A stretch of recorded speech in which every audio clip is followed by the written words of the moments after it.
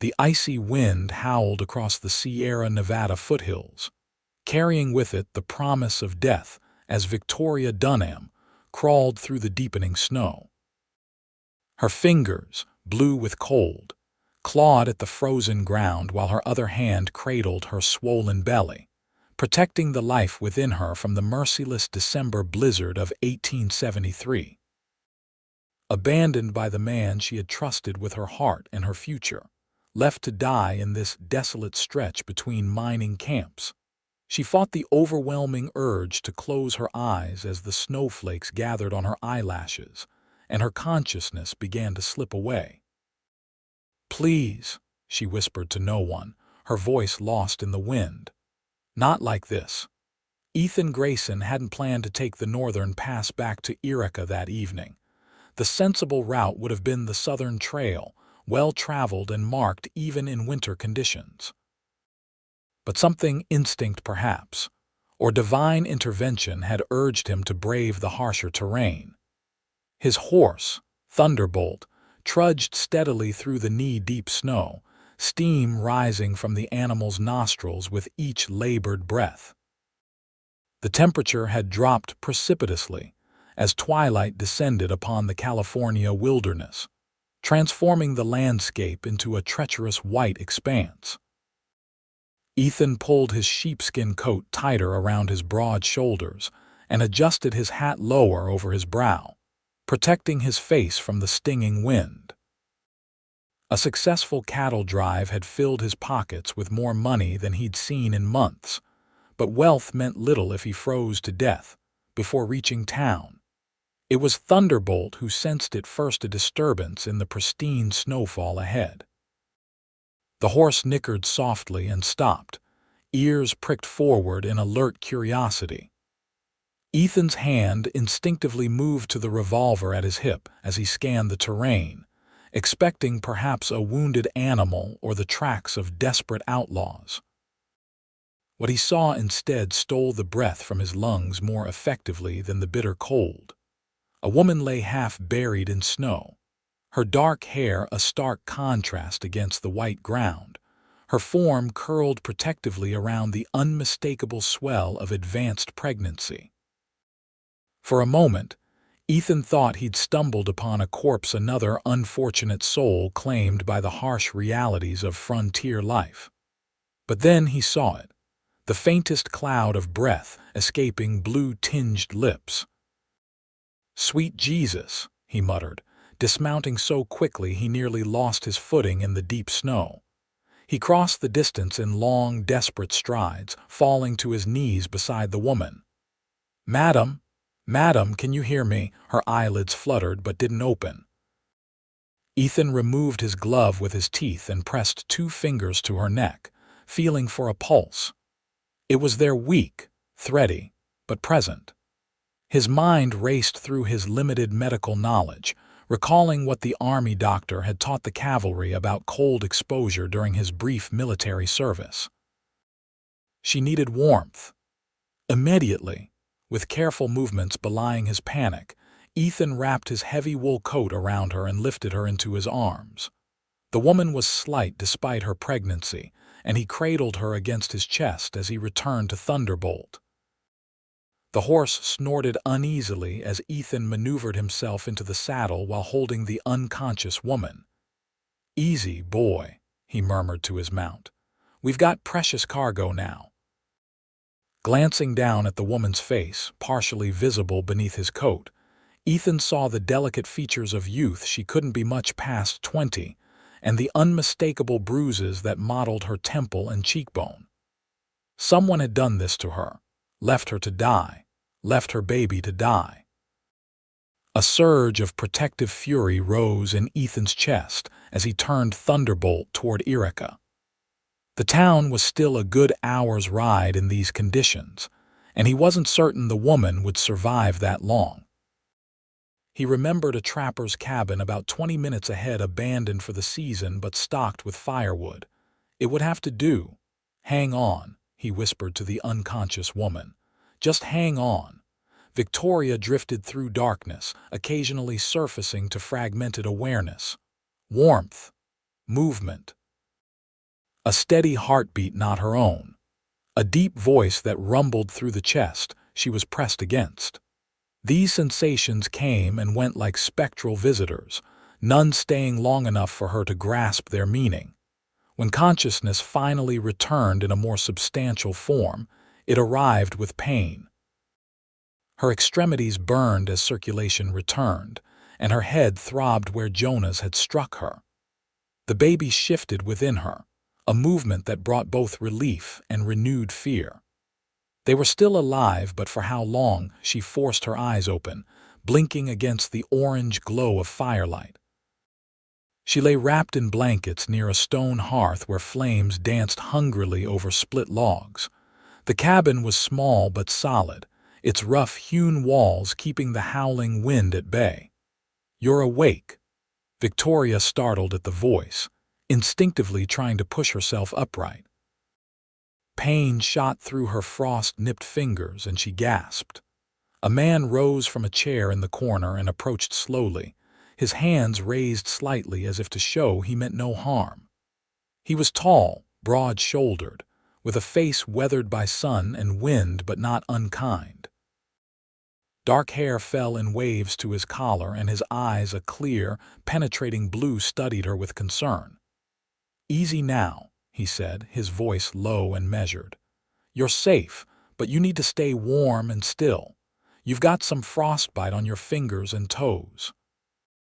Victoria's hand moved protectively to her belly. "My baby," the man nodded. "The little one seems strong. Been kicking up a storm since I got you warmed up." Relief flooded through her, momentarily overwhelming the pain and fear. She blinked back tears and studied her surroundings more carefully. "Who are you?" "Where am I?" "Name's Ethan Grayson," he replied, settling on a stool near the fire. "I found you about 3 miles back in the pass. This is Murdoch's trapping cabin. Old fellow's down in Sacramento for the winter, but he won't mind us using it in an emergency." He paused, his expression growing more serious. "And this was certainly that. Another hour out there, and I'd have been burying you come spring thaw." The blunt assessment sent a chill through Victoria despite the fire's warmth. She had been so close to death, she and her unborn child both.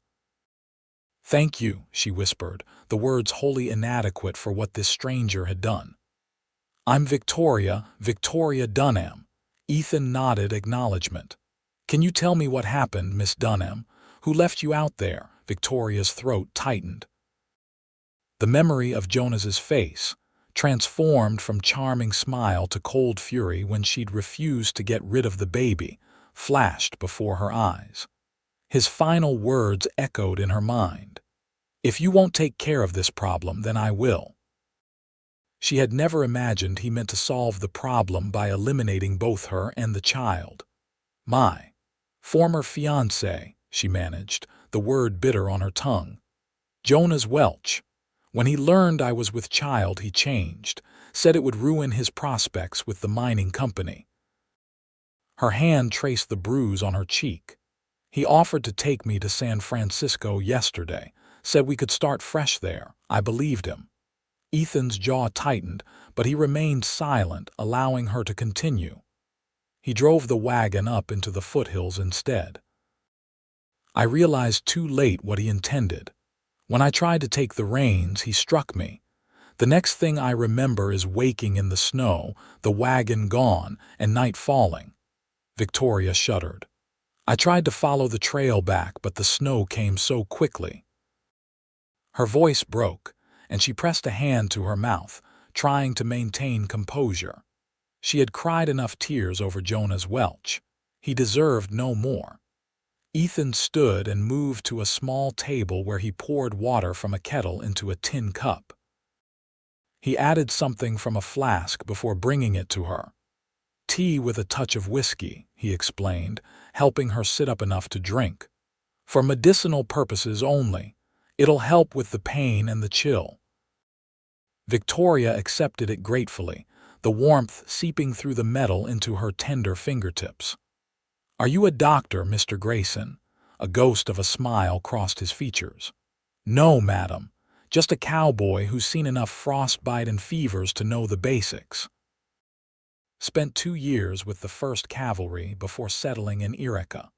Learned a thing or two from the regiment doctor. He gestured to her wrapped extremities. I've treated your fingers and toes with snow first, then warm water slowly like Doc Matthews taught us. With luck, you won't lose any of them. Victoria hadn't even considered that possibility. She glanced down at her bandaged hands with new worry. The storm's still raging, Ethan continued, moving back to throw another log on the fire. We'll need to wait it out here tonight. Come morning, I'll get you to town and proper medical care.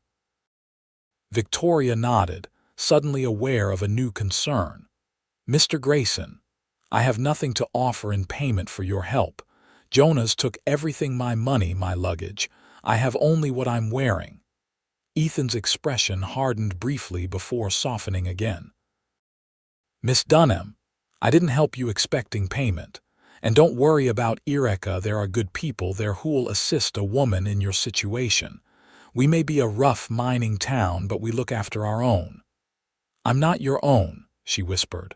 I've no claim on the kindness of strangers. Ethan studied her for a long moment, firelight dancing across his features. Everyone's a stranger until they aren't, Miss Dunham. Rest now. We'll figure out the rest tomorrow. As Victoria drifted back to sleep, lulled by the warmth and the fading pain, her last conscious thought was of how strange it felt to trust a man again, especially one she had just met. Yet something about Ethan Grayson's steady presence made her feel safer than she had in months. The baby kicked strongly, as if in agreement. Dawn arrived with muted light filtering through the cabin's single window, the storm having exhausted itself overnight. Ethan had slept little, keeping vigil from the wooden chair, adding logs to the fire, and checking periodically on his unexpected charge. Victoria had slept fitfully, occasionally crying out in her dreams, her face contorting with remembered fear. He had spent the quiet hours contemplating what to do once they reached Eureka. The town had no proper hospital, just old Doc Matthews who served as physician, dentist, and occasional veterinarian. There was the boarding house run by the widow Prescott, but she was notoriously particular about the moral standing of her female guests, and an unmarried expectant mother would likely find the door firmly closed to her. Ethan ran a hand through his hair in frustration. He couldn't simply deliver Victoria to town and consider his duty discharged. Not when the man who had tried to murder her might still be in the area. Not when she had no money, no family, and a baby on the way. Victoria stirred, drawing his attention. She blinked awake, momentarily confused before recognition settled in her eyes. "Good morning," Ethan said, moving to pour her a cup of freshly brewed coffee.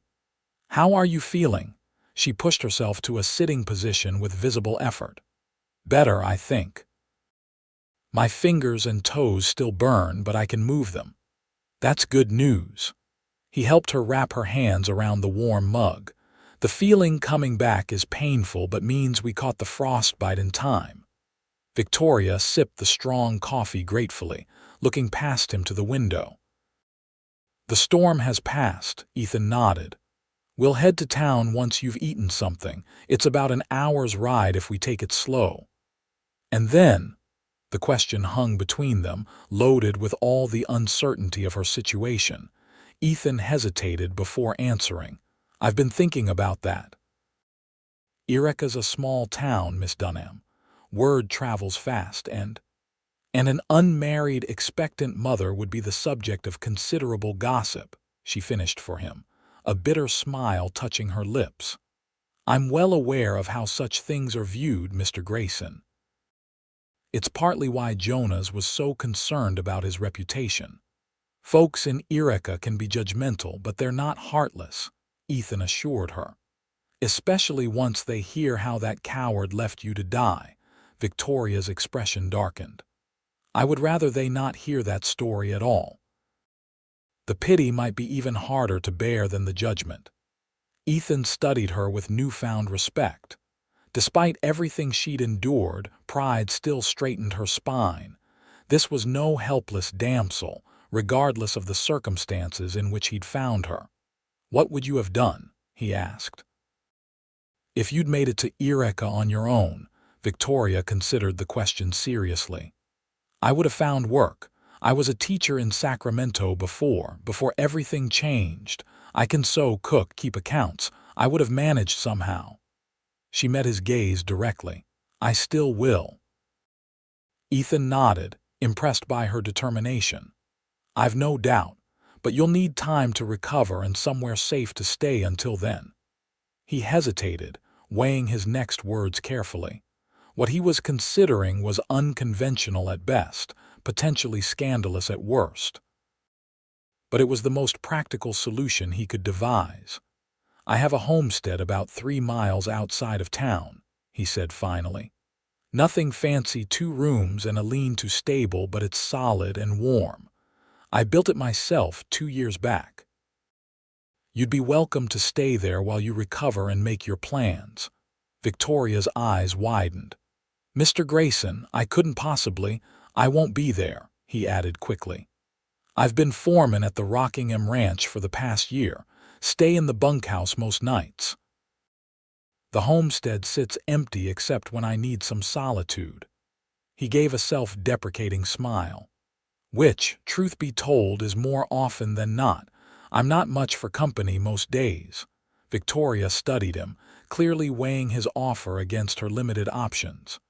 "People would talk," she said quietly. "About both of us." Ethan shrugged. "Let them.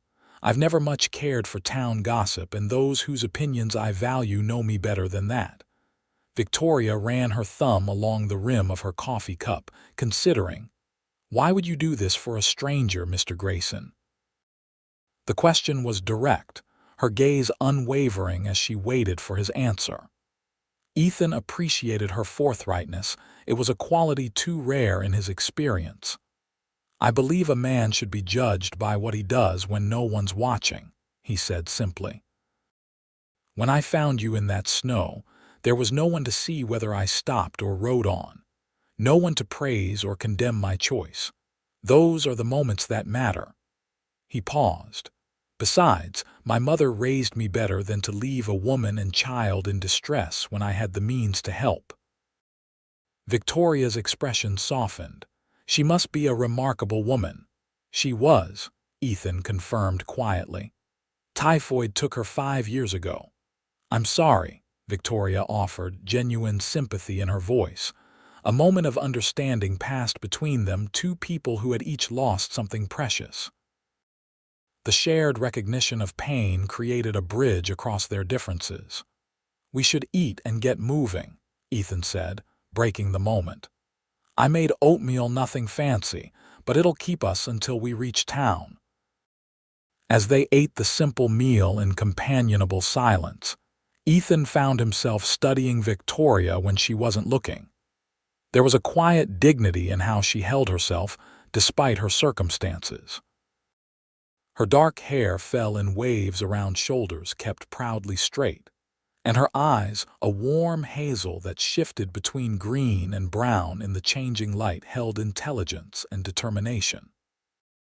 She caught him watching once and offered a small, uncertain smile that transformed her face from merely pretty to something that made his chest tighten unexpectedly. Ethan quickly looked away, reminding himself that his role here was rescuer, not suitor. The last thing Victoria Dunham needed was another man complicating her life. The ride to Eureka proved more difficult than anticipated. Though Thunderbolt was a steady mount accustomed to carrying double in emergencies, the trail was treacherous with half-frozen mud and lingering snowdrifts. Victoria sat before Ethan in the saddle, his arms around her to hold the reins, her body tense with the effort of maintaining her balance while protecting her belly. "We're nearly there," Ethan assured her as they crested a hill that revealed the sprawling mining town in the valley below. Smoke rose from chimneys dotting the landscape, and the main street bustled with activity despite the winter chill. Victoria nodded but didn't speak. Ethan could feel her trembling slightly against him from cold, exhaustion, or apprehension. He couldn't tell. Perhaps all three. "We'll stop at Doc Matthews first," he decided. "Get you properly looked over, then we'll figure out the rest." Eureka had grown considerably since its founding during the gold rush 2 decades earlier. Unlike many boom towns that faded when the easy gold played out, Eureka had established itself as a supply hub for the region. Its main street featured an assortment of businesses: the general store, saloon, hotel, blacksmith, and assay office forming the town's commercial heart. Ethan guided Thunderbolt down the muddy thoroughfare, aware of curious glances from townsfolk who recognized him, but not his companion. By the time they reached the doctor's modest clapboard house at the edge of town, Ethan knew rumors would already be circulating. Doc Matthews was hanging a freshly laundered sheet on his porch line when they arrived. The elderly physician squinted up at them, recognition dawning on his weathered face. "Ethan Grayson, what trouble have you brought me this time?" His eyes moved to Victoria, noting her condition immediately. "Get her inside, boy. Quickly now." With careful movements, Ethan helped Victoria dismount and supported her as they followed the doctor into the house. The front room served as Matthew's examination area, simply furnished with a padded table, glass-fronted cabinet of medicines, and a desk buried under papers and books. "Found her half frozen in Sawyer's Pass during the blizzard," Ethan explained as the doctor helped Victoria onto the examination table. "Treated her for frostbite as best I could, but she needs proper care." Matthews nodded briskly. "You did right bringing her here." He turned to Victoria with a gentler expression. "Now then, young lady, let's have a look at you and your little one." Ethan moved toward the door. "I'll wait outside." Victoria's eyes flashed with momentary panic. "Please," she began, then stopped herself, clearly embarrassed by her instinctive reaction. Matthews glanced between them. "Perhaps you could wait in the kitchen, Ethan. Make yourself useful and put the kettle on." Ethan nodded, understanding Victoria's reluctance to be left alone among strangers after her ordeal. He retreated to the adjoining kitchen, close enough to hear voices but not their words, respecting her privacy while remaining nearby. The examination took nearly an hour. Ethan had brewed tea, cleaned his revolver, and was considering whether to start preparing lunch when Matthews finally called him back. Victoria sat in a chair by the fire, wrapped in a clean blanket, her expression unreadable. "Well?" Ethan asked, looking to the doctor. Matthews removed his spectacles and polished them with a handkerchief. "Miss Dunham is remarkably resilient. The frostbite is minor painful, but it will heal completely with proper care. Some bruising from her fall." He gave Ethan a significant look that suggested he didn't believe the fall explanation for a moment. "As for the baby, heartbeat is strong, position seems good.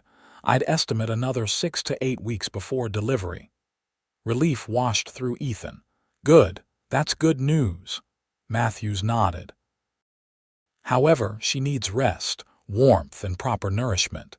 The ordeal has weakened her more than she may realize." He turned to Victoria. "Young lady, I understand you're new to our town and without accommodations. I would offer my spare room, but I have 2 influenza patients arriving this afternoon, and I can't risk exposing you or your child." Victoria nodded, understanding. "Mr. Grayson has kindly offered his homestead while I recover," she said quietly. "If the offer still stands." Ethan met her gaze. "It does." Matthews raised his eyebrows, but to his credit withheld comment on the unconventional arrangement. "Very well. I'll check on you in a few days. Meanwhile, plenty of rest, warm food, and those salves I gave you for your hands and feet." As they prepared to leave, the doctor pulled Ethan aside. "A word, if you please." Once Victoria was out of earshot, Matthews fixed Ethan with a penetrating stare. "Those bruises weren't from any fall, Grayson." "No, sir, they weren't." The father, Ethan, nodded grimly. "Left her to die in the snow. Name's Jonas Welch, supposedly headed to San Francisco, but you're not convinced," Matthews finished. "Planning to go after him." Ethan's jaw tightened. "Thought had crossed my mind." The doctor sighed. "I've known you since you were knee-high to a grasshopper, Ethan. You've always had a strong sense of justice, but that young woman needs protection more than revenge right now." Ethan glanced toward Victoria, who waited patiently by the door. "I know. She comes first." "Good man." Matthews clapped him on the shoulder. "Now, you'll be needing supplies. I suggest you visit Margaret at the general store before heading home, and perhaps stop by the sheriff's office. Thomas should know there's a would-be murderer who might still be in the territory." Ethan nodded agreement. "We'll make those stops before heading out." The visit to the general store proved more uncomfortable than anticipated. Margaret Porter, the proprietor's wife, was Eureka's most notorious gossip, and her eyes widened with undisguised curiosity when Ethan entered with Victoria. "Ethan Grayson. Twice in 1 week must be some kind of record for you," she said cheerfully, her gaze darting to Victoria's midsection. "And who might this be?" "Mrs. Porter, this is Miss Dunham," Ethan said tersely. "We need supplies. Food for about 2 weeks, some women's necessities, and whatever medicines Doc Matthews wrote on this list." Margaret's smile never wavered, though her eyes gleamed with the prospect of fresh gossip. Of course. Always happy to help a friend of Ethan's." She bustled around the store, gathering items while peppering Victoria with questions. "You must be new to our little town. Family in the area. How long will you be staying?" Victoria answered politely but briefly, offering no details that would feed the woman's curiosity. Ethan admired her composure, especially when Margaret not so subtly examined her left hand for a wedding ring. When they finally escaped the store, packages loaded into saddlebags, Victoria released a long breath. "Is everyone in Eureka so?" "Nosy," Ethan supplied. "Not everyone. But news travels fast, and by sundown, half the town will be speculating about who you are and why you're with me." Victoria's face fell. "I'm sorry. I'm causing you trouble." "Nonsense," Ethan replied firmly. "Margaret Porter would gossip about a fence post if it leaned differently than yesterday. Pay it no mind." Their final stop was the sheriff's office, where Ethan briefly explained the situation to Thomas Burke, a grizzled former Texas Ranger who had maintained law and order in Eureka for over a decade. Burke took detailed notes about Jonas Welch's appearance and promised to send telegrams to neighboring towns. "If he's still in the territory, we'll find him," Burke assured them. "Attempted murder's a hanging offense, Miss Dunham. You have my word he'll face justice." Victoria nodded gratefully, but said nothing. Ethan suspected she held little hope for legal justice. Too many criminals escaped the law in the vastness of the frontier. By the time they reached Ethan's homestead, the winter sun was already sinking toward the horizon. The small cabin stood in a protected clearing backed by pine forest, with a corral and lean-to stable for Thunderbolt. A stack of firewood was neatly piled against the cabin wall, and a small creek burbled nearby, partially frozen at the edges. Ethan helped Victoria dismount, supporting her as her legs threatened to buckle after the long ride. "Home sweet home," he said, a touch self-consciously. "It's not much, but it's solid." Victoria surveyed the cabin and its surroundings. "It's lovely," she said softly. "Peaceful." Ethan felt an unexpected surge of pride at her approval. He led her inside, where the cabin revealed its simple comforts. A stone fireplace, rough-hewn table and chairs, shelves lined with books, and a curtain separating the main room from the bedroom. "You'll take the bedroom," he said, lighting the lamps and moving to start a fire in the cold hearth. "I'll bring in the supplies and get this place warmed up." Victoria stood in the center of the room, suddenly looking uncertain and very young. "Mr. Grayson." "Ethan," he corrected gently. "If we're sharing a roof, even temporarily, I think first names are in order." A faint smile touched her lips. "Ethan, I don't know how to thank you properly for all this." He straightened from the fireplace as the kindling caught. "No thanks needed. Get some rest, Victoria. We'll talk more over supper." As he busied himself with unloading supplies and tending to Thunderbolt, Ethan tried to ignore the strange feeling settling in his chest, a mixture of protectiveness, admiration, and something else he wasn't ready to name. Whatever it was, it made the solitary cabin feel different with Victoria's presence within its walls. Less empty, more like the home he'd intended when he built it. The thought was both comforting and unsettling. Ethan had long ago accepted his solitary nature, finding peace in his own company and the occasional companionship of fellow ranch hands. He'd watched friends marry and start families, but never felt the pull himself, not since Catherine had chosen another man over him nearly a decade ago. Yet something about Victoria Dunham stirred forgotten longings. Her courage in the face of betrayal and near death. Her quiet dignity despite circumstances that would have broken many. The protective way she cradled her unborn child, determined to provide despite having nothing. Ethan shook his head, dismissing such thoughts as inappropriate and premature. Victoria needed a safe haven, not another man with romantic notions. He would be her friend and protector until she was on her feet again. Nothing more. With that resolution firmly in mind, he returned to the cabin with the last of the supplies, determined to maintain proper boundaries between them. The first week passed in a rhythm of cautious coexistence. Ethan rode to the Rockingham Ranch each morning to fulfill his duties as foreman, returning by mid-afternoon to chop firewood, hunt fresh meat, or make minor repairs around the homestead. Victoria, gradually regaining her strength, kept the cabin tidy and prepared meals from the supplies they'd purchased. They fell into comfortable routines, sharing meals and conversation but maintaining a respectful distance. Ethan slept on a bedroll near the fireplace, rising before dawn and often sitting outside in the evenings to give Victoria privacy. For her part, Victoria seemed determined not to be a burden, insisting on contributing despite Ethan's assurances that she should focus on recovery.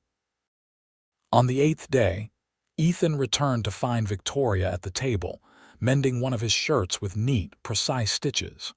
Her fingers, healed from frostbite but still sensitive, moved carefully around the needle. "You don't have to do that," he said, hanging his coat by the door. Victoria looked up with a small smile. "I know, but I wanted to." She set the shirt aside. "Doc Matthews visited while you were gone. He says I'm healing well and the baby is still strong." "Good news," Ethan replied, genuinely relieved. He'd worried about her more than he cared to admit. "He also brought word from Sheriff Burke," Victoria continued, her expression growing somber. "There's been no sign of Jonah's. The sheriff thinks he may have crossed into Nevada territory." Ethan's jaw tightened. Part of him had hoped Welch would be found and brought to justice swiftly. Another part, a darker part he tried to suppress, hoped for a chance to confront the man himself. "The law will catch up with him eventually," he said, not entirely believing it. "Too many men escape justice in the vastness of the frontier." Victoria nodded, though her eyes suggested she shared his skepticism. "The doctor also brought this," she added, indicating a folded newspaper. There's an advertisement for a teacher at the Erica schoolhouse. The previous instructor left suddenly for family reasons. Ethan picked up the paper, scanning the notice. Are you considering it? I am. Victoria straightened, determination evident in her posture. I need employment, and teaching is what I know. The position includes accommodations, a small room above the schoolhouse. Ethan frowned slightly. When is the baby due? 6 weeks, according to Dr. Matthews. Victoria anticipated his concern. The advertisement states the position needs filling immediately, but I spoke with the doctor about it. He's on the school board and believes they would wait for me if I secured the position now. I could teach until the birth, take a brief respite, then resume. Ethan considered this, troubled by practical concerns. And the baby? Once you return to teaching, Victoria's confidence faltered momentarily. I haven't solved that part yet. Perhaps I could find someone in town willing to mind the child during school hours. For a fee, of course. The determination in her voice stirred both admiration and worry in Ethan. She was planning, fighting for independence and a future for herself and her child. But the path she described would be grueling, caring for a newborn while teaching, living in a single room above a drafty schoolhouse, paying for childcare from her modest teacher's salary. There's no rush, he said carefully. You're welcome to stay here until you're fully recovered and have solid arrangements in place. Victoria's eyes met his, a complex mixture of gratitude and something like pride shimmering in their depths. You've already done more than anyone could reasonably expect, Ethan. I can't impose indefinitely.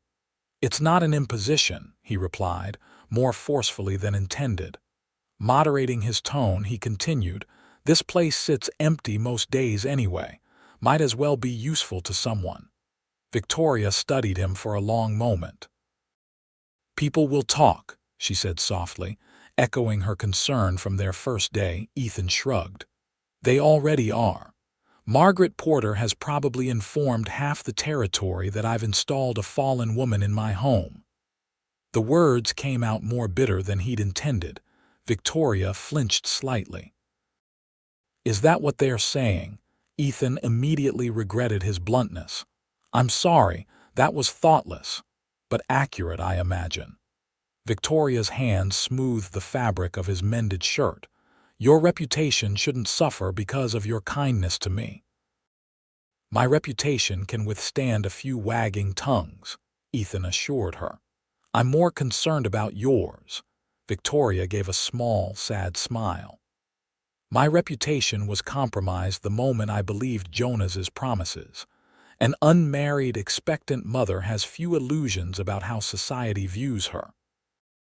The quiet dignity with which she accepted this injustice stirred something protective in Ethan's chest. Without thinking, he reached across the table and covered her hand with his own.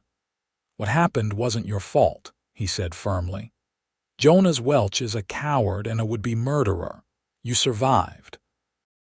You're fighting for your child. There's no shame in that. Victoria's eyes widened at the contact, but she didn't withdraw her hand. Thank you, she whispered, for saying that, for believing it. The moment stretched between them, charged with unspoken feelings. Ethan became acutely aware of the softness of her skin beneath his calloused palm, the slight flush rising to her cheeks, the way her pulse fluttered visibly at the base of her throat. Abruptly self-conscious, he withdrew his hand and stood. I should check on Thunderbolt. And we need more firewood for tonight. Victoria nodded, her expression unreadable as he retreated from the suddenly too intimate space of the cabin. Outside in the crisp winter air, Ethan took several deep breaths, trying to clear his head. He was developing feelings for Victoria, feelings that complicated an already complex situation. She was vulnerable, dependent on his help, carrying another man's child. The last thing she needed was unwanted attention from the man sheltering her. Yet as he mechanically split logs for the evening fire, Ethan couldn't dismiss the warmth he'd felt in that brief moment of connection. For the first time in years, he found himself wondering what it might be like to have someone to come home to each night, someone to share the quiet evenings with. Someone like Victoria. The axe bit deep into a pine log, and Ethan forced his mind back to the task at hand. He would be Victoria's friend and protector, nothing more. Her future was in Eureka, teaching, raising her child. His was at the Rockingham, or perhaps eventually a larger ranch of his own. Their paths had crossed by chance, not destiny. When he returned to the cabin with an armload of firewood, Victoria had set the table for dinner. The stew simmering over the fire filled the small space with savory aromas, creating an illusion of domesticity that tugged at something deep within Ethan's chest. "I've decided to apply for the teaching position," Victoria announced as they ate. "I'll write a letter to the school board tomorrow if you wouldn't mind delivering it when you go to town." Ethan nodded, respecting her decision despite his concerns. "Of course. I can take it to Doc Matthews directly. Thank you." Victoria hesitated, then added, "If I'm successful, I'll move to the schoolhouse accommodations as soon as they're available. I don't want to. That is, I've imposed on your hospitality long enough." "There's no hurry," Ethan replied, perhaps too quickly. "The cabin will be more comfortable for you than a room above the schoolhouse, especially in winter." Victoria's expression softened. "You're very kind, Ethan, but we both know this arrangement can't continue indefinitely, for both our sakes." The unspoken truth hung between them. Prolonged cohabitation, however innocent, would damage both their reputations irrevocably. More concerning to Ethan was how accustomed he was becoming to Victoria's presence, how empty the cabin would feel when she left. "At least stay until after the baby comes," he found himself saying. "The schoolhouse room is no place to give birth or care for a newborn." Victoria considered this, absently cradling her belly as the baby shifted within. "Perhaps you're right about that," she conceded. "If the school board is willing to hold the position." Relief washed through Ethan, though he was careful not to show it too plainly. "One step at a time," he advised. "Let's see what the school board says first." As they continued their meal, conversation turning to lighter topics, Ethan realized with sudden clarity that he was no longer merely helping a woman in distress. He was falling in love with Victoria Dunham. The recognition was both exhilarating and terrifying, a complication neither of them needed. Yet knowing didn't stop the feeling from growing with each passing day. The school board's response arrived a week later, delivered by Doc Matthews during his regular checkup visit. Victoria opened the letter with trembling fingers while Ethan pretended to busy himself with coffee preparation, acutely aware of how important this moment was to her future. "They've accepted me," she announced, wonder and relief mingling in her voice. "Conditionally, pending an interview, but they've accepted my qualifications." Ethan turned to find her smiling more brightly than he'd ever seen, the letter clutched to her chest. The joy transforming her features made his heart skip a beat. "That's wonderful news," he said sincerely, despite the conflicted emotions churning beneath his words. "When is the interview?" "Next Thursday," Victoria replied. "They understand my condition and are willing to accommodate it. If all goes well, I would start after the baby comes in early spring." Her excitement faltered slightly. "They mention the accommodation is currently uninhabitable due to roof damage from the recent storms. It won't be repaired until the weather improves." Doc Matthews, who had been packing his medical bag, looked up. "That's true. Half the ceiling came down in the last blizzard. Won't be fixed before April, most likely." Ethan felt a complicated mixture of relief and guilt at this news. Victoria would need to stay longer at his homestead, which secretly pleased him, yet he knew it delayed her independence. "You're welcome here as long as necessary," he assured her.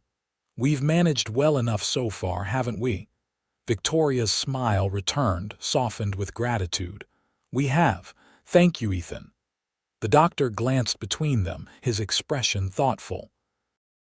"Well, everything looks good with mother and child," he announced, closing his bag. "The baby's dropped a bit, which is normal at this stage. Could come any time in the next month, I'd say." Victoria's hand moved protectively to her belly. "So soon? I thought I had 6 more weeks." "Babies come when they're ready, not when we expect them," Matthews replied with a kindly smile. "Best be prepared earlier rather than later." After the doctor left, a new tension filled the cabin, the imminent reality of the birth. Ethan found himself mentally reviewing the cabin's supplies, wondering if they needed additional blankets, wondering who would assist with the delivery if the doctor couldn't arrive in time. Victoria seemed similarly preoccupied, her earlier joy at the school board's letter tempered by the doctor's reminder of what lay ahead. She moved about the cabin with distracted efficiency, organizing the few baby items they'd purchased. Soft flannel for diapers, 2 tiny gowns Margaret Porter had included as a gift with their last supply order, a wooden cradle Ethan had commissioned from the town carpenter. "Are you afraid?" Ethan asked that evening as they sat before the fire, the question escaping before he could consider its wisdom. Victoria looked up from her mending, surprise flickering across her features. "Of childbirth?"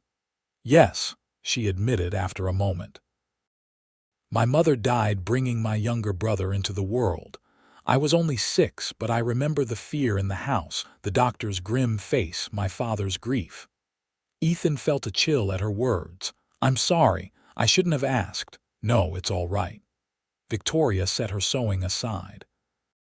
"Fear is natural, I think. But I'm more afraid of what comes after raising a child alone, making a life for us both. At least for the birth itself, I'll have Doc Matthews." She paused, adding softly, "and you nearby." The simple acknowledgement of his presence, of his role in her life, however temporary, touched Ethan deeply. "You won't be alone," he promised, the words carrying more weight than he intended. "For any of it." Victoria's gaze met his, searching. Whatever she saw in his expression made her breath catch visibly. "Ethan," she began hesitantly. A sharp knock at the door interrupted whatever she had been about to say. Ethan rose quickly, hand instinctively moving to the revolver at his hip. Few people knew of his homestead's location, and fewer still would visit after dark. "Stay back," he murmured to Victoria, moving cautiously to the door. The visitor proved to be Caleb Harding, a young ranch hand from the Rockingham, his horse lathered from hard riding despite the cold. "Mr. Grayson," he panted, "Mr. Morrison sent me. There's trouble at the ranch. Rustlers hit the north pasture, drove off 30 head. Jim Dawson's been shot." Ethan felt the responsibilities of his position immediately weighing upon him. Cattle rustling was a serious threat, and Dawson was not only a ranch hand but a friend. "How bad?" he asked tersely. "Bad, but Doc Matthews thinks he'll pull through.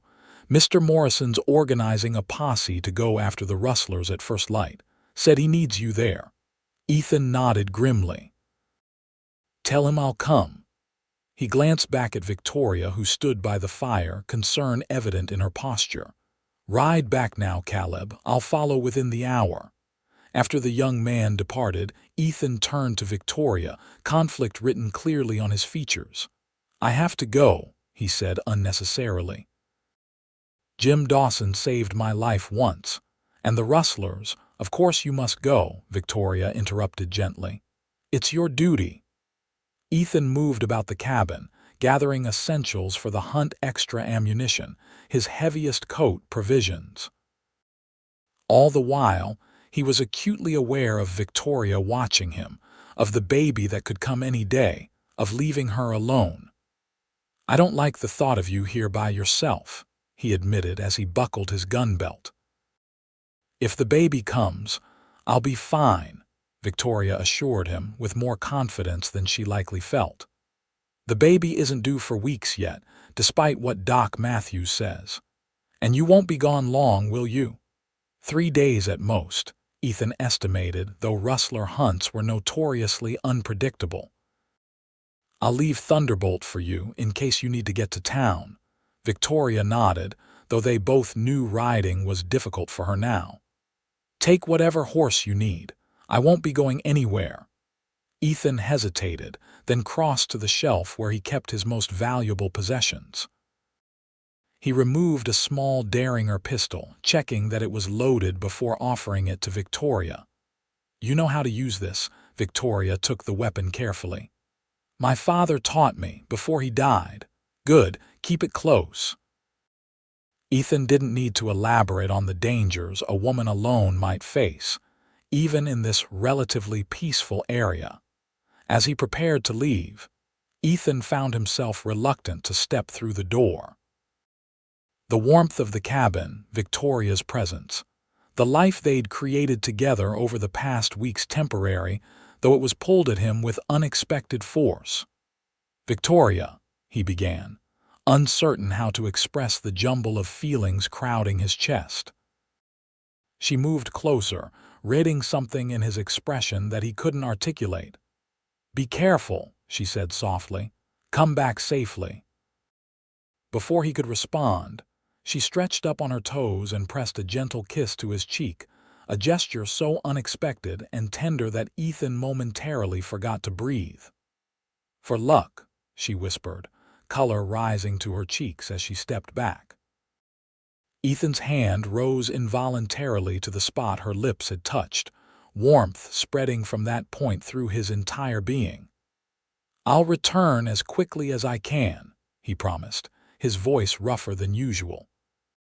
The cold night air was a shock after the cabin's warmth, but it did little to cool the feelings Victoria had stirred. As Ethan rode toward the Rockingham, he found himself torn between duties to his employer, to his friend, and to the woman who had somehow become the center of his world in just a few short weeks. For the first time in years, Ethan Grayson had something more precious than his own life to protect. Something to come home to. The rustler hunt stretched from the promised 3 days into 5, as the posse tracked the thieves through difficult terrain made worse by intermittent snow. When they finally cornered the gang in a box canyon near the Nevada border, the ensuing gunfight left 2 rustlers dead, 1 wounded, and Ethan with a bullet graze across his left shoulder. By the time they recovered the stolen cattle and returned to the Rockingham, Ethan was exhausted, in pain, and consumed with worry about Victoria. His wound, though minor, had been hastily bandaged by one of the ranch hands and needed proper attention, but he refused to stop at Doc Matthews' office in town. "Need to check on Miss Dunham first," he told Samuel Morrison, the ranch owner, as they parted ways. "Make sure she's all right." Morrison, who had been initially skeptical about Ethan's arrangement with Victoria but had come to respect his foreman's judgment, nodded understanding. "Get some rest, Grayson. You've earned it, and get that shoulder looked at properly." The ride to the homestead seemed interminable. As Ethan finally approached the clearing, the setting sun casting long shadows across the snow, he scanned anxiously for signs of activity. Smoke rose reassuringly from the chimney, but there was no other movement visible. Relief flooded through him when he pushed open the cabin door to find Victoria seated by the fire, a book open on her lap. She looked up at his entrance, her face lighting with such genuine joy that Ethan's fatigue seemed to evaporate. "Ethan." "Thank God you're back," she exclaimed, setting aside her book and rising awkwardly to her feet. Her eyes widened as she took in his haggard appearance and the blood-stained bandage visible beneath his torn coat. "You're hurt." "It's nothing," he assured her. "Just a graze. How are you, the baby?" "We're fine," Victoria replied, already moving to help him remove his coat. "But you need attention. Sit down before you fall down." Too tired to argue, Ethan sank into a chair while Victoria gathered clean cloths, water, and the medical supplies Doc Matthews had left for emergencies.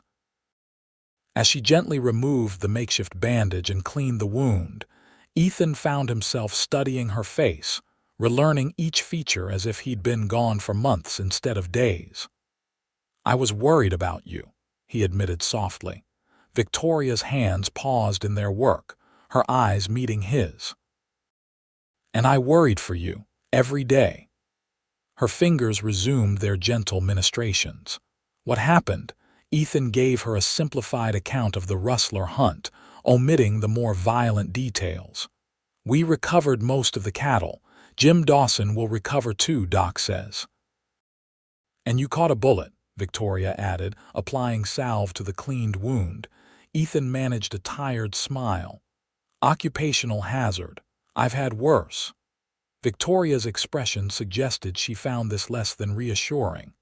"Well, this isn't serious, but you need rest. And food." She secured a fresh bandage and helped him into a clean shirt from his trunk. As Victoria moved about the cabin, preparing a meal from the stew that had been simmering on the hearth, Ethan was struck by how naturally she belonged in this space. His solitary cabin had transformed in her presence. Curtains hung at the windows. Wildflowers, even in winter, found somehow, brightened the table, the rough interior softened by feminine touches that made it feel truly like a home. "I missed this," he said without thinking. "Missed you." Victoria paused in her work, a complicated emotion crossing her features. "I missed you too," she admitted quietly. "More than I expected to." The acknowledgement hung between them, neither quite ready to examine its implications. Victoria busied herself with serving the stew while Ethan struggled to keep his eyes open, the combination of exhaustion, relief, and his injury catching up with him. "You should eat, then sleep," Victoria said, setting a bowl before him. "You look dead on your feet." Ethan managed to finish most of the meal before exhaustion overwhelmed him. Victoria guided him to his bedroll by the fire, but Ethan shook his head. "Take my bed tonight," he insisted. "I can sleep here." Victoria hesitated, then nodded. "Just for tonight, you need proper rest." Ethan was asleep almost before his head touched the pillow, the familiar scent of Victoria on the bedding following him into dreams. He woke disoriented in the darkened cabin, unsure what had roused him. A soft sound from the main room drew his attention, a stifled gasp, followed by careful movement. Fully alert now, Ethan rose and moved to the curtain separating the rooms. "Victoria," he called softly. "I'm all right," came her reply, though her voice was strained. "Go back to sleep." Unconvinced, Ethan pushed the curtain aside. Victoria sat in the rocking chair by the banked fire, her face tense with discomfort, one hand pressed to her belly. Understanding dawned immediately. "The baby," he said, moving quickly to her side. "How long?" Victoria grimaced as another pain passed through her. "Since yesterday evening. They started as just twinges, but they're stronger now, more regular." "Yesterday, why didn't you send for help?" Ethan demanded, kneeling beside her chair. "There was no one to send," Victoria reminded him gently. "And it's my first child. Doc Matthews said it could take a day or more." She attempted a reassuring smile. "I've been timing the pains. They're still far apart. We have time." Ethan ran a hand through his hair, mind racing. "I should get the doctor." "Not yet," Victoria said, catching his arm. "Wait until morning at least. The pains are still manageable and you're exhausted." Her grip tightened suddenly as another contraction took hold, her breath coming in controlled pants until it passed. Ethan covered her hand with his, offering what support he could. That didn't look manageable to me. Victoria's smile was weak but genuine. Women have been doing this since the beginning of time, Ethan. I'll be fine. Despite her brave words, Ethan knew childbirth was dangerous even under the best circumstances, which these were not. A first-time mother, miles from medical help, with only an inexperienced cowboy for assistance. "At least let me make you more comfortable," he insisted, building up the fire and bringing her water, extra pillows and blankets. Anything to feel useful in the face of a situation far beyond his control. As the night progressed, Victoria's labor intensified. Ethan remained by her side, timing contractions, helping her walk when she felt restless, supporting her through the increasingly powerful pains. By dawn, it was clear they couldn't wait for the doctor to make his regular rounds. "I need to get Matthews," Ethan said as Victoria leaned heavily against him during a particularly strong contraction. "The pains are too close together now." Victoria nodded weakly, too focused on her body's demands to argue. Ethan helped her back to the bed, made sure the fire was well stocked, and placed water and necessities within her reach. "I'll be back as quickly as possible," he promised, clasping her hand. "An hour, maybe less." Victoria managed a tight smile. "We'll be waiting." The ride to town was the fastest Ethan had ever made, pushing his horse to its limits despite his own exhaustion and injury. He found Doc Matthews just finishing breakfast and explained the situation in terse sentences. "Been expecting this," Matthews said, gathering his medical bag with practiced efficiency. "Mother's first births often come early. How far apart are the pains?" "About 5 minutes when I left," Ethan replied anxiously. "Started yesterday evening," she says.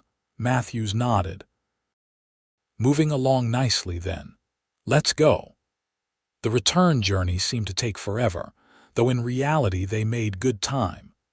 As they approached the cabin, Ethan's heart lurched at a sound carrying through the cold morning air: Victoria's cry of pain, louder and more urgent than before. He practically fell from his horse in his haste to reach the door, the doctor close behind. Inside, they found Victoria standing beside the bed, clutching its frame, her face contorted with effort. "The baby's coming," she gasped, meeting Ethan's eyes with a mixture of fear and determination. "Now." What followed was both the most terrifying and awe-inspiring experience of Ethan's life. Doc Matthews took charge with calm authority, directing Ethan to boil water, prepare clean linens, and support Victoria as she labored. For her part, Victoria displayed a courage that humbled Ethan, bearing down with each contraction, following the doctor's instructions with remarkable composure, despite her obvious exhaustion and pain. "You're doing beautifully," Matthews encouraged as Victoria entered the final stage. "The baby's head is crowning. A few more pushes should do it." Ethan remained at Victoria's side, letting her crush his hand, murmuring encouragement, wiping sweat from her brow. When she looked up at him, eyes bright with pain and effort, he was struck by the raw strength in her gaze. "You can do this," he told her with absolute conviction. "You're the strongest person I've ever known." Victoria's answering smile transformed into a grimace as another contraction seized her. She bore down with renewed determination, a primal sound escaping her throat as she pushed. "That's it," Matthews exclaimed. "The head is out. One more push for the shoulders, Victoria." With a final, tremendous effort, Victoria delivered her child into the doctor's waiting hands. A moment of breathless silence followed, then the most beautiful sound Ethan had ever heard: a lusty newborn cry filling the cabin. "A boy," Matthews announced, quickly wiping the infant and placing him on Victoria's chest. "A fine, healthy boy." Victoria's exhausted face transformed with wonder as she gazed at her son. Tears streamed freely down her cheeks as she touched his tiny features with trembling fingers. "Hello, little one," she whispered. "I've waited so long to meet you." Ethan stood transfixed, overwhelmed by the miracle he had just witnessed. The tiny life that had been saved that snowy night along with Victoria's now lay before him, perfect and new, his future full of possibilities that had nearly been extinguished by one man's cruelty. "He's beautiful," Ethan said, his voice rough with emotion. Victoria looked up at him, her eyes shining. "Would you like to hold him, once the doctor is finished with us?" The request caught Ethan off guard. I've never held a baby before." "First time for everything, Grayson," Matthews said with a chuckle as he efficiently completed the post-birth procedures. "There now, mother and child are doing fine. Victoria, you'll need to rest as much as possible for the next few days." When the doctor had cleaned and swaddled the infant, he carefully placed the tiny bundle in Ethan's arms. The weight was surprisingly light, the responsibility overwhelmingly heavy. Ethan gazed down at the newborn's face, eyes tightly shut, skin still ruddy from birth, wisps of dark hair plastered to his head. "Support his neck, that's it," Matthews instructed. "Natural as can be." Ethan felt something profound shift within him as he cradled Victoria's son. This child had almost died before taking his first breath, would have perished in the snow along with his mother if fate hadn't led Ethan down that particular trail on that particular evening. The connection he felt was immediate and visceral, a protective instinct stronger than any he'd ever experienced. "What will you name him?" he asked, carefully returning the baby to Victoria's waiting arms. Victoria studied her son's face for a long moment before answering. "Samuel," she decided. "It was my father's name, Samuel Ethan Dunham." Ethan's heart skipped a beat at the unexpected honor. "Victoria, you don't have to, I want to," she interrupted gently. "Without you, neither of us would be here." He should carry the name of the man who saved his life before he'd drawn his first breath. Doc Matthews, gathering his supplies, glanced between them with knowing eyes. "I'll be back to check on you both tomorrow," he said. "Ethan, make sure she rests and drinks plenty of fluids. The baby should nurse frequently." After the doctor departed, a peaceful quiet settled over the cabin, broken only by the soft sounds of the newborn. Ethan moved about efficiently, stoking the fire, preparing food, making Victoria comfortable, all while stealing glances at mother and child, marveling at the tableau they created. "You should rest too," Victoria told him as he brought her tea. "You've been awake all night and you're injured." Ethan shook his head. "I'm fine. You need anything, just ask." Victoria's eyes were heavy with exhaustion, but she reached for his hand. "Thank you, Ethan, for everything." As she drifted to sleep, the baby nestled securely against her. Ethan realized with startling clarity that he had found his purpose. Whatever the future held, whether Victoria took the teaching position, whether she remained at the homestead, or moved to town, Ethan knew he wanted to be part of her life, part of Samuel's life. Not from obligation or pity, but from the love that had grown steadily within him since that snowy night when fate had crossed their paths. For now, though, he would watch over them as they slept, guarding the precious lives that had become dearer to him than his own. The days following Samuel's birth settled into a new rhythm. Victoria recovered her strength remarkably quickly, determined to care for her son and manage household tasks, despite Ethan's insistence that she rest. For his part, Ethan arranged a leave of absence from the Rockingham, explaining the situation to Samuel Morrison, who granted it with surprising understanding. "Family comes first, Grayson," the rancher had said. "Your position will be waiting when you're ready." The words echoed in Ethan's mind as he watched Victoria nursing Samuel by the fire one evening, 3 weeks after the birth. Family. That's what they had become, though nothing official bound them together. The cabin felt more like home than ever, filled with the soft sounds of the baby, Victoria's gentle humming as she rocked him, the domestic routines they had established together. Tomorrow Victoria would attend her delayed interview with the school board. The prospect filled Ethan with conflicting emotions. Her independence was important. He respected her determination to provide for herself and Samuel, yet the thought of them leaving the homestead created a hollow feeling in his chest.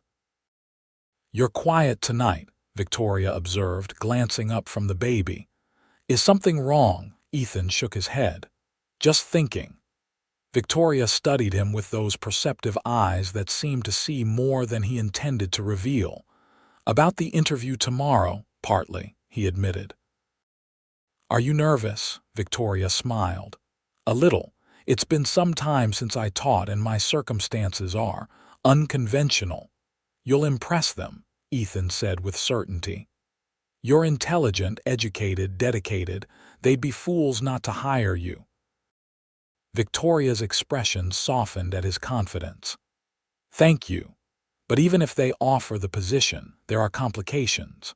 The room above the schoolhouse won't be repaired for at least another month, and finding suitable care for Samuel during teaching hours will be difficult." Ethan hesitated, then decided to voice the idea that had been forming in his mind. "You could continue staying here," he suggested, trying to keep his tone casual. "It's not far to town. You could ride in each day for teaching." "That's very generous," Victoria replied carefully.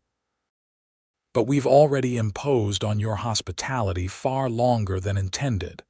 "It's not an imposition," Ethan insisted, more forcefully than he intended. He moderated his tone.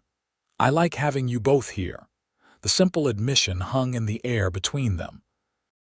Victoria looked down at Samuel, now sleeping peacefully against her breast, then back at Ethan. "Ethan," she began hesitantly, "we need to discuss what happens next, for all of us." The moment had arrived sooner than Ethan had planned, but perhaps it was time.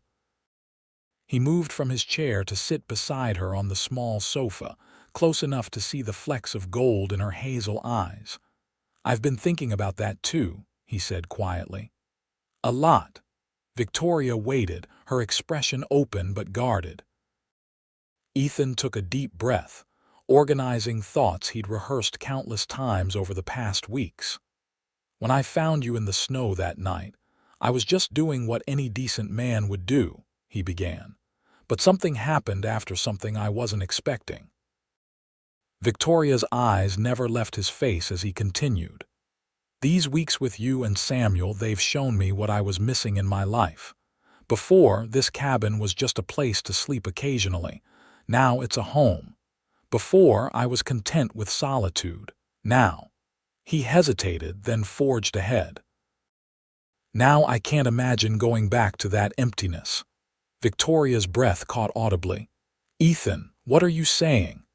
"I'm saying I love you, Victoria," he answered simply. "I love Samuel too, though he's not my blood. I want to be a father to him, a husband to you if you'll have me." Tears welled in Victoria's eyes, but her expression was unreadable. "You don't have to do this out of obligation or pity," she whispered. Ethan shook his head firmly. "This has nothing to do with obligation. I admire your strength, your determination. I respect your intelligence. I cherish your kindness." He reached out to brush a tear from her cheek. "And I love the way you fight for what matters, the way you never gave up even when that monster left you to die. I love the mother you are to Samuel, the teacher you'll be to those children in town." Victoria's free hand trembled as she captured his against her cheek. "I never expected to trust a man again," she admitted quietly. "After Jonah's, I thought that part of me was dead, frozen like my body nearly was that night." Ethan waited, his heart hammering in his chest. "But you," Victoria continued, her voice strengthening, "you showed me what a good man truly is. Not with grand gestures or pretty words, but with steady kindness, with respect, with actions that spoke louder than any declaration. Her eyes met his, luminous with tears and something warmer. "I've fallen in love with you too, Ethan Grayson.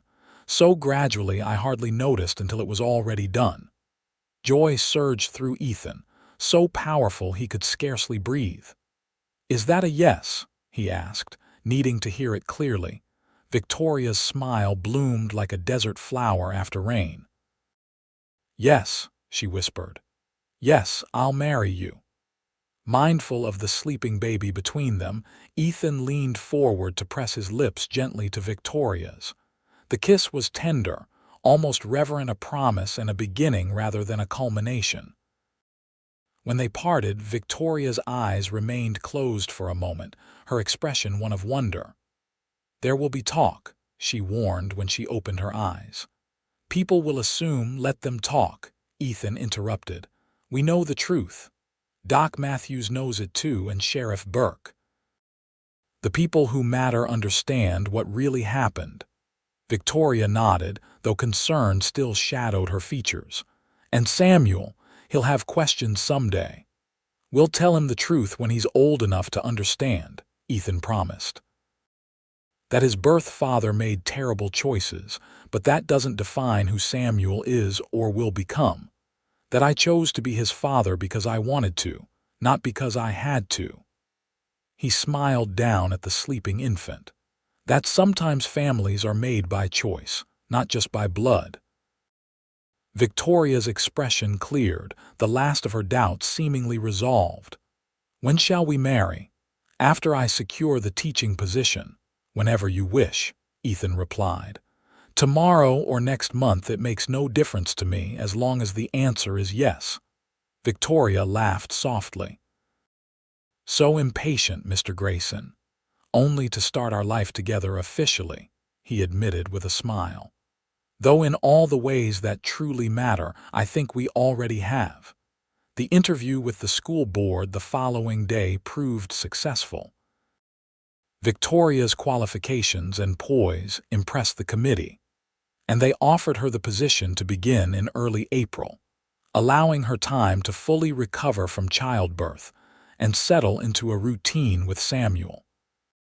The news of her engagement to Ethan, announced at the same meeting, was met with varying reactions: surprise, speculation, and from Doc Matthews, poorly disguised satisfaction.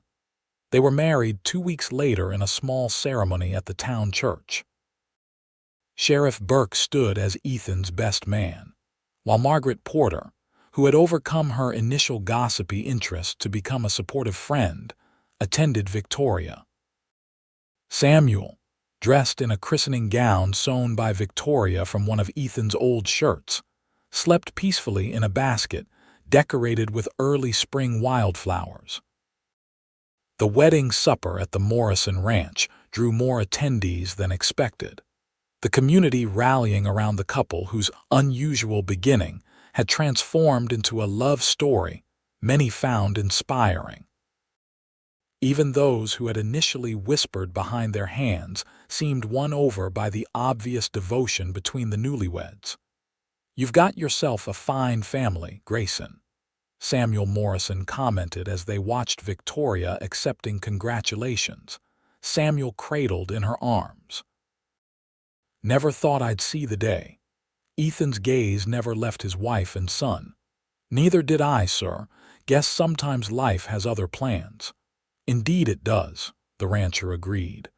"By the way, that offer still stands. The South Pasture property would make a fine start for your own spread, close enough to town for the missus to teach. You've earned it with your years of service." The offer was generous prime grazing land at a price well below market value.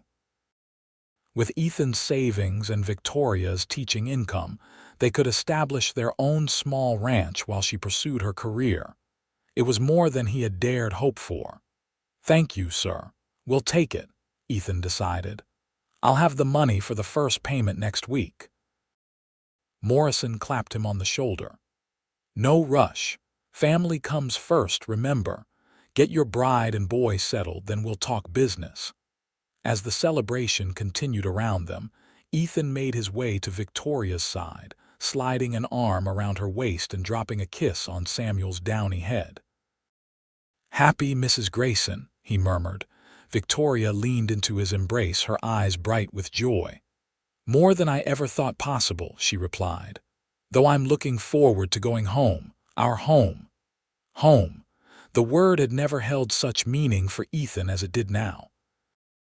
Not a place, but these two people who had transformed his life in ways he was still discovering. That night, after they had settled Samuel in his cradle and retired to the privacy of their bedroom, no longer separated by a curtain but united as husband and wife, Ethan held Victoria close, marveling at how completely his solitary existence had changed in the span of a few short months. "What are you thinking?" Victoria asked, tracing the line of his jaw with gentle fingers. "That I'm the luckiest man alive," Ethan replied honestly. "That night in the snow I thought I was saving you, but the truth is, you saved me too." Victoria's smile in the dim lamplight was tender. "Perhaps we saved each other."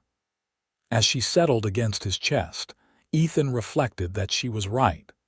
They had found in each other not just love but redemption, purpose, and the precious gift of family, something neither had fully possessed before that fateful winter night. 5 years later, the southern pasture of the Grayson Ranch bloomed with wildflowers under the warm June sun. Cattle grazed contentedly in the distance, evidence of the operation's success under Ethan's careful management. From the porch of their expanded homestead, Victoria watched Samuel, now an active 5-year-old, chasing his 3-year-old sister, Elizabeth, through the tall grass.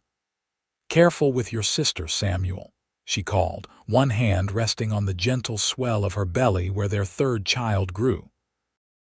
The boy looked up with a grin that reminded Victoria powerfully of Ethan. Though Samuel had her coloring, his expressions and mannerisms increasingly mirrored his adoptive father's proof. Victoria often thought that family bonds formed by love could be as strong as those formed by blood. "We're playing outlaws and sheriffs, Mama," Samuel called back. "Lizzie's the outlaw." Elizabeth, golden-haired and determined, giggled as she dodged her brother's pursuit. "Can't catch me, Samuel." Victoria smiled at their play, grateful for the simple joy of watching her children thrive in this place that had become their sanctuary. The past 5 years had brought challenges establishing the ranch, balancing Victoria's teaching career with motherhood, weathering the occasional resurgence of gossip when newcomers to Eureka learned their unusual story, but they had faced each obstacle together, their partnership only strengthening with time. The sound of hoofbeats drew her attention. Ethan appeared on the horizon, returning from town with supplies. Even now, the sight of him made Victoria's heart quicken. He had aged well, the lines at the corners of his eyes speaking of laughter more than hardship, his frame still powerful from daily ranch work. Samuel spotted his father and abandoned the game, racing toward the approaching rider. Papa's home."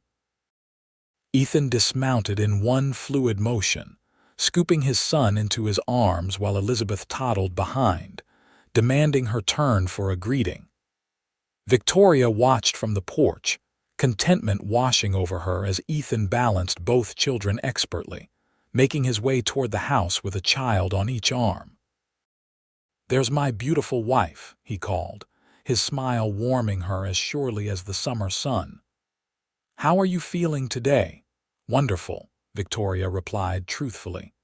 This pregnancy had been easier than her previous ones, perhaps because she felt so secure in their life together. "Did you get everything we needed?" Ethan set the children down on the porch steps. "Everything on your list and something extra." He reached into his saddlebag and withdrew a small package wrapped in brown paper. "For you." Victoria accepted it curiously. Inside lay a beautiful leather-bound journal, its pages crisp and empty, waiting to be filled. "You mentioned wanting to write down our story someday," Ethan explained.